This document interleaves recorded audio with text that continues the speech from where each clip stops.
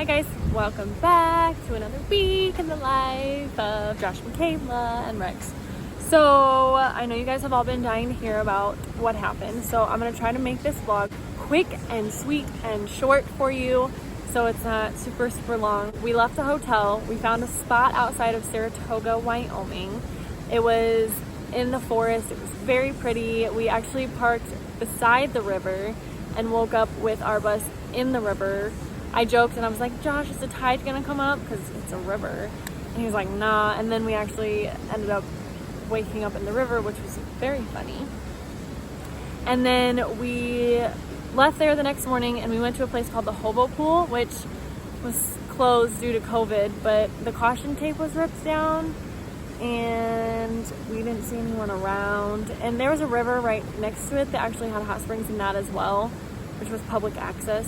So we sat in one of the little pools, which was super hot. And then I guess the river was about a foot higher than it normally was. So we didn't sit in the river one because it was absolutely freezing because of it being all higher. And then that hot water couldn't make it, hot. After the Hobo Pool, we drove through Medicine Bow National Forest, which is absolutely breathtaking.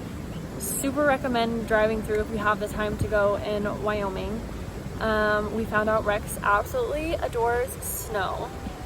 He is a snow pup through and through. It was so cute to see. We spent a while there.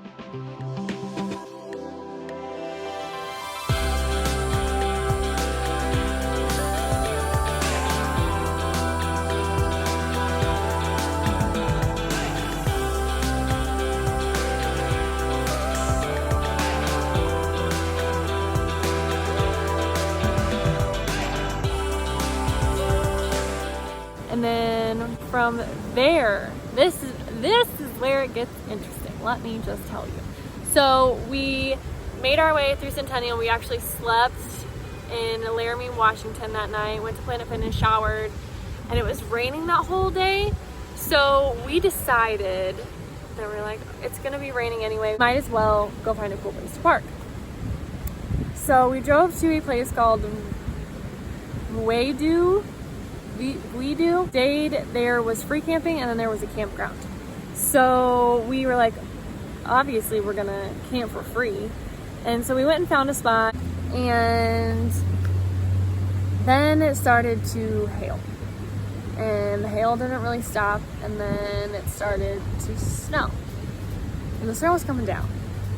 And it was accumulating, and I was like, we're on a dirt road and I really don't want to get stuck. So we drove down the road to see if we could get better signal, so that way if we did get stuck we wouldn't be SOL.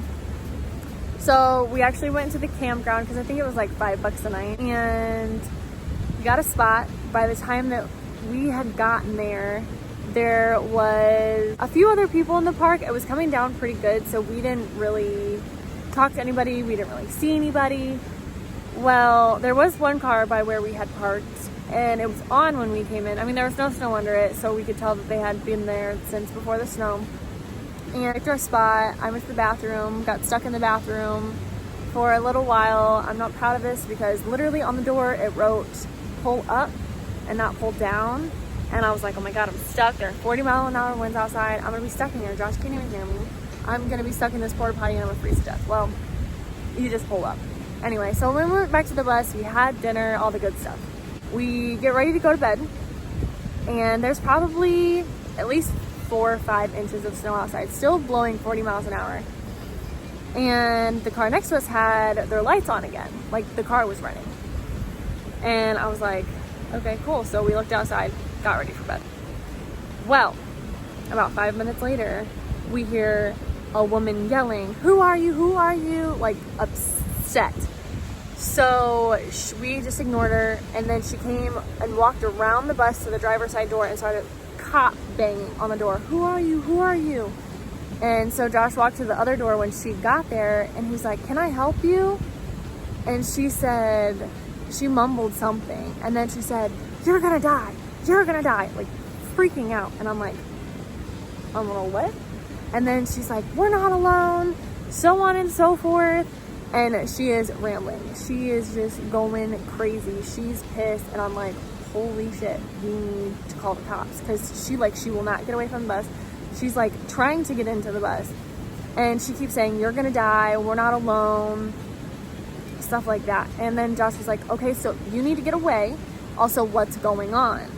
And she rambles a lot more. She said, I got up here and it was summer and now it's winter. What's happening? Blah, blah, blah, blah, blah. And so at this point, we're like, okay, you need to go. We're not going to help you. You told us we were going to die and we're not alone. So she finally says something like, I saw your reflector strips and I thought you were a part of the bus or the park. We're like, no, we're not a part of the park. You need to leave. So I end up calling the police right after she starts to walk away. And so she tries to get in her car and she tries to leave and she gets stuck the whole time, still yelling, somebody help me, can you just help me, can you just effing help me, blah blah blah. And we're not getting out to help her. I mean, it's blizzarding outside and she just told us that we were gonna die. So she gets stuck and again, we're not helping her. And so we talked to the police. They said it might be a while before they get out to us because the conditions were so bad.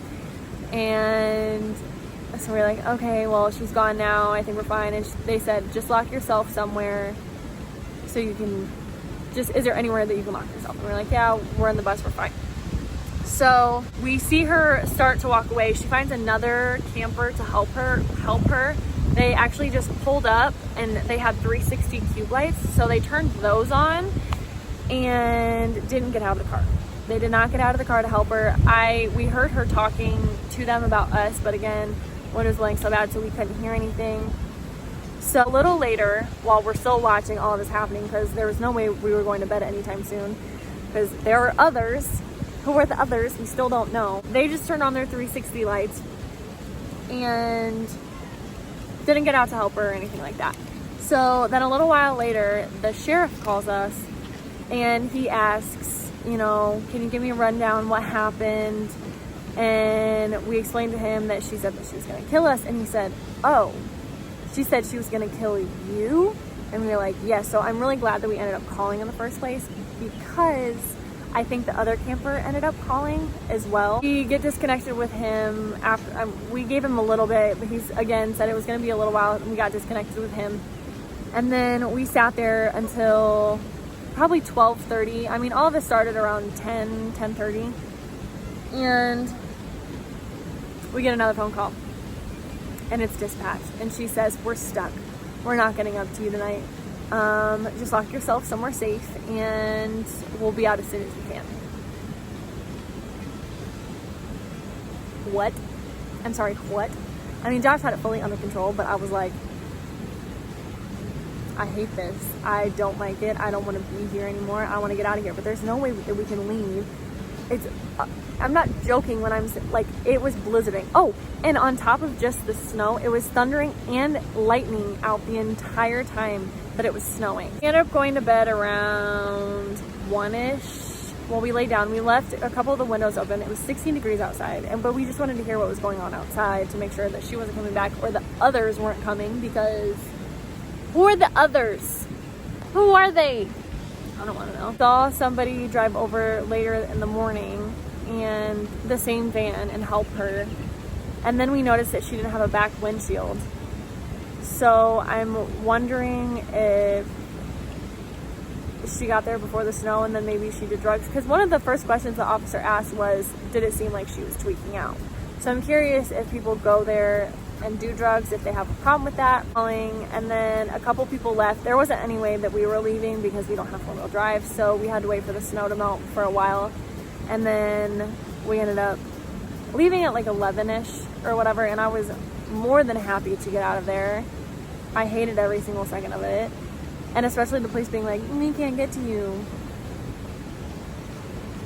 Shit, cool, that's awesome. So after we left there, we just found another Planet Fitness by Cheyenne, and we stayed there and just kind of relaxed because we both didn't sleep. We were freezing all night, and you know that hurts. It hurts your body when you're cold. So we showered and hung out, and we went out to Olive Garden, and it was so nice. It was the first time we had gone out on a date in a very long time. Not that you guys care, but we went out to Olive Garden, enjoyed it. It was delicious. I had a large glass of wine, and we just relaxed for the rest of the evening because that was just not what we had on the agenda for the day. We went to the Cheyenne State Museum. If you ever go through Wyoming, I recommend you go. It's free. We were there for like 3 hours. It's very informative. We ended up going to Guernsey State Park, which is absolutely gorgeous. And we had some amazing drone footage from it. And then my drone app updated and it deleted everything. Wyoming has been insane so far. Yes, it has. Yes, it has. But we headed into Yellowstone this past week and it was wonderful. So you'll hear more about Yellowstone in next week's vlog. See you guys then. Say goodbye.